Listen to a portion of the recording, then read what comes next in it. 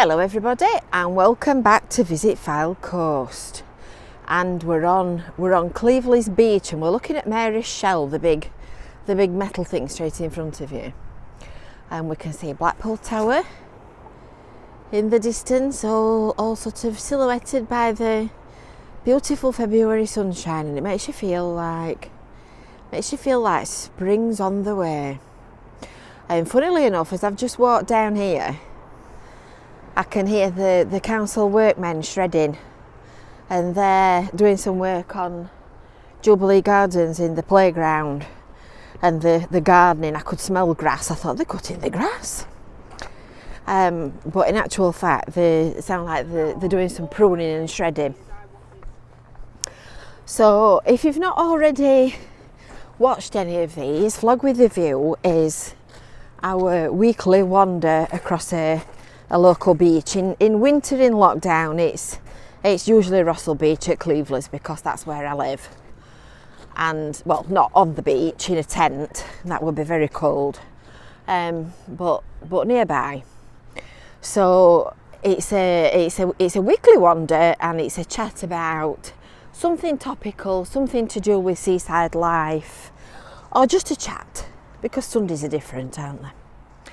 So if you've not seen any of these before, please, pretty please, subscribe to our YouTube channel and hit that little bell as well, and then you'll get notifications, because we go live, we do brew at 2, we do all kinds of things.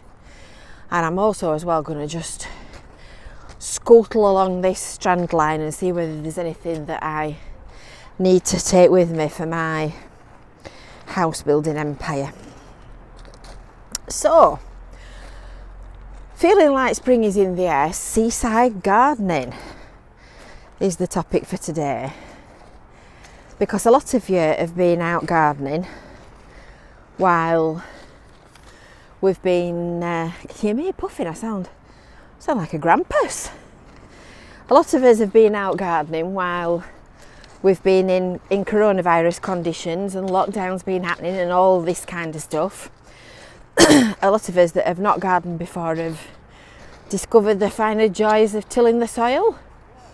And the ones of us that have always liked gardening, well, we've always liked gardening, haven't we?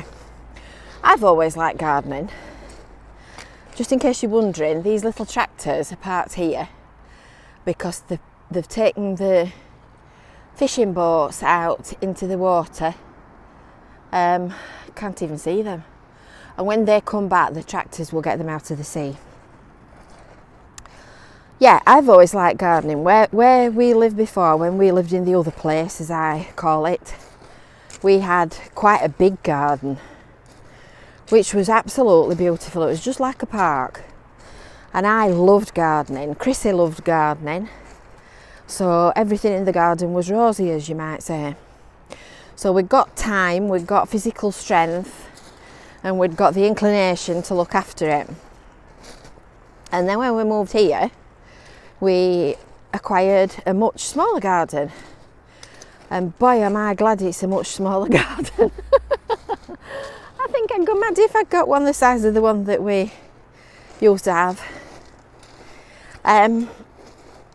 But gardening at the coast is a completely different kettle of fish to gardening inland. So I thought we'd share some of my disasters and some of the joys and tribulations. It's difficult to believe that it could be anything other than idyllic when you're walking about on a lovely Friday afternoon in the sunshine. But believe me, when you're near to the sea and the wind's coming in off the Irish Sea at 60 miles an hour, which it does frequently, there's not much between you and it. And you might notice a complete, if I just pan round, complete absence of greenery in any of these seafront properties. There's none of them got any hedges, trees, nothing. And that's for a very good reason, because the weather is vicious. So when we came here, we had a concrete jungle. Apologies if I've told you any of this before. I could well have. We had a concrete jungle, and our garden was largely paved over and covered. Now, anybody that lives in a area that's prone to flooding will understand that that is absolutely the worst thing that you could possibly do, because it doesn't allow for any drainage, it doesn't allow the water to soak away. So whether it's concrete, tarmac, plastic, whatever it is, it's just a no-no. Anyway, eventually we got rid of all the concrete and the paving flags, but that wasn't before our new next door neighbour said with a voice that was sucking a lemon, "It'll not grow," every time she saw us planting something.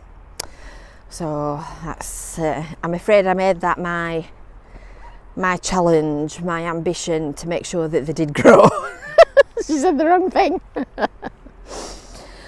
So over the years we've killed loads of plants, loads and loads of plants, because we've done our best to buy the things that you're supposed to grow in a hostile environment, and we've taken advice, and I put together a quite comprehensive scrapbook actually of seaside gardening tips and tricks and articles and ideas and things. But the only trouble is, what they tell you works in theory doesn't necessarily work in practice. So they'll tell you that this kind of plant will grow, but then you put this kind of plant in and it doesn't grow at all. A case in point being a tamarisk. Now, if you've not looked at any seaside gardens, you've probably got no idea what a tamarisk is. And it's, I don't know, it's like fluffy. It has sort of fluffy growth on it, and it's supposed to be really robust for growing in a coastal environment. So we thought, right, tamarisk, that's a spot on set. We'd seen other big ones in gardens quite near to us, so we bought 3 and we planted them in our front garden. And sort of 20 years later, 2 were as dead as a dodo and disappeared donkey's years ago, and one of them is, well, sickly. It's pathetic, put it that way. And the biggest problem of all is the wind. Yes, folks, we are back to the wind. I'm going to be getting windies sent to me through the post before I finish going on and on about wind. But honestly, you just can't underestimate it. It's awful. It's so rough and so wild. And the problem is that it carries sand and salt in it, so it acts like a desiccant and it dries everything up. So the big problem is when everything starts to grow in spring, if you get an unseasonal wind after that, because it just trashes the lot. It really does make a mess, so you've got to kind of grit your teeth and cross your fingers and hope for the best. And the other problem is standing water as well. And you might be able to see that as we're stood on the beach here, you can see it banking up to the promenade, and there's a bit of a sort of crest there. And then that is Thornton Gate as the road tips back downwards, and the properties at the back of the promenade that lead up towards the tramway and inland at, or in some cases below, sea level. So even when it's been raining and it's stopped and it's fined up and the sun's shining, you quite often find that you've still got a lot of standing water, which obviously a lot of plants don't like, and it's a problem, and it will rot a lot of roots off. So that's the other thing you've got to be careful for as well. So some good drainage is key. So what does grow? Well, in my experience, the sort of succulent stuff, anything with thick, tough leaves, hairy leaves, that sort of thing. So those, my mum can never remember which way around they go, but the palms that you know of as a Torbay palm, they're a cordyline. So they grow from a central point with a trunk, and they're quite hardy. Phormiums are similar, but they grow from the ground, so they grow outwards from the soil and just send individual leaves up. They're like indestructible. Anything like that is usually quite a good option. Anything related to sort of oh, go on, what's the word? Like things like house leeks and sedums, that's the word I'm looking for, sedums. Anything with a leathery leaf, they're good. So things like mesembryanthrums are especially good. The only potluck that you take there is whether or not you get enough sunshine to make them flower. What else? Oh, now then, I'm not quite sure what they're called. I call them mesembryanthrums, but I'm not sure that that's the proper name. They grow like a big penny daisy, and they've got quite leathery leaves that are perennial and they spread quite quickly.